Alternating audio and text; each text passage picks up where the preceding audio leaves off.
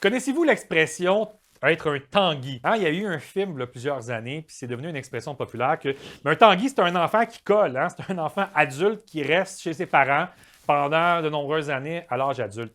Vous savez, il y a des statistiques hein, de l'âge moyen auquel un enfant va quitter le domicile. Hein. Il y a certains pays que ça va être à 18 ans,2, puis il y a des pays que ça va être à 31,8 ans.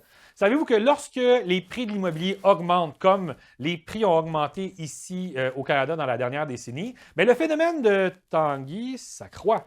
Comme l'accessibilité devient plus difficile, bien, ce que ça fait, c'est que les jeunes ont tendance à rester plus longtemps chez leurs parents parce que bien, forcément, ils n'ont pas nécessairement la mise de fonds, ils n'ont pas nécessairement les revenus pour pouvoir acheter. Puis un loyer aussi, hein, les loyers coûtent les yeux de la tête aujourd'hui. Ça vient faire en sorte que les jeunes vont rester plus longtemps chez leurs parents. Donc, qu'est-ce qui se passe comme phénomène qu'on voit aller? Puis ça se voit depuis plusieurs années encore davantage à Toronto puis à Vancouver. Les parents vont contribuer encore davantage à l'accession à la propriété de leurs enfants.